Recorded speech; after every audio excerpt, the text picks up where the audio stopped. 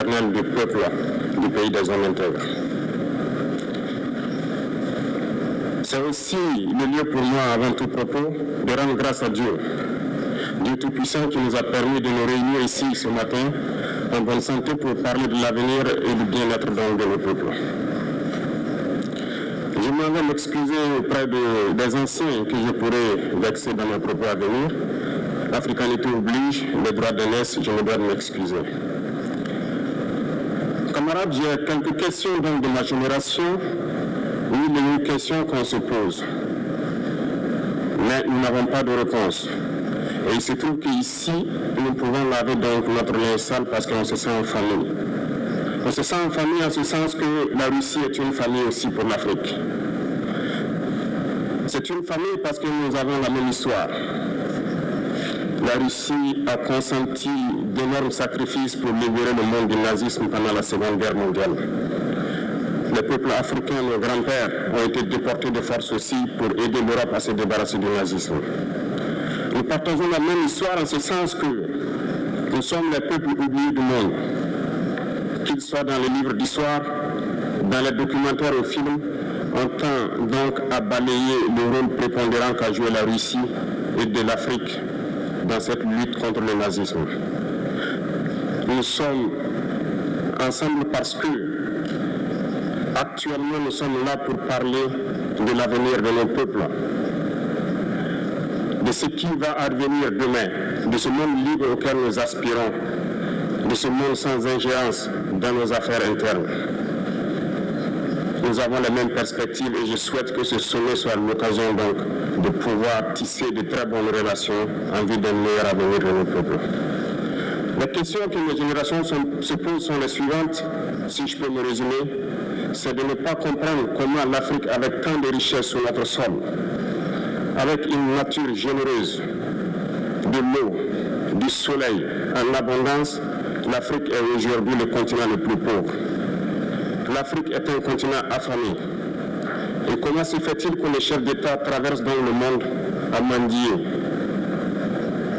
Voici des questions que nous nous posons et que nous n'avons pas de réponse jusque-là. Nous avons l'occasion de tisser de nouvelles relations.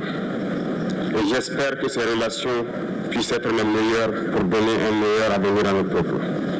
Ma génération me charge aussi de dire que, par ce fait de pauvreté, ils sont obligés de traverser l'océan pour essayer de rallier l'Europe.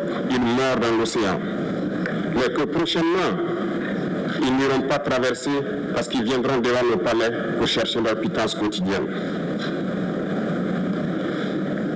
Pour ce qui concerne le Burkina Faso, aujourd'hui nous sommes confrontés depuis plus de 8 ans à la forme de manifestation la plus barbare, la plus violente du néocolonialisme, de l'impérialisme.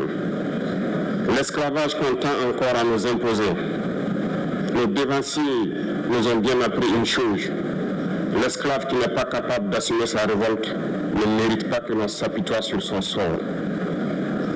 Nous ne nous apitoyons pas sur nos sorts, on ne demande pas que quelqu'un s'apitoie sur notre sort.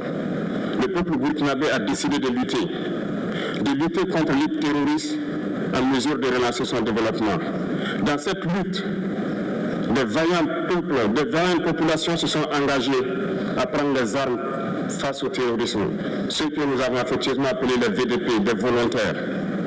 Nous sommes surpris de voir les impérialistes traiter ces VDP de milices et de tout type. C'est décevant. Parce qu'en Europe, lorsque des peuples prennent les armes pour défendre leur patrie, on les traite de patriotes. Nos grands-pères ont été déportés pour sauver l'Europe. Ce n'était pas avec leur consentement, contre leur gré. Et bien au retour, on se rappelle bien qu'à Tiaroy, lorsqu'ils ont voulu revendiquer leurs droits élémentaires, ils ont été massacrés. Cela ne fait rien donc. Lorsque nous, peuple, nous décidons de nous défendre, on le traite de milices. Mais là n'est pas le problème. Ce qui est le problème, c'est de voir des chefs d'État africains qui n'apportent rien à ces peuples qui se battent, mais qui chantent la même chose que les impérialistes en nous traitant de milices, en nous traitant donc d'hommes qui ne respectent pas les droits de l'homme. De quels droits de l'homme parle-t-on?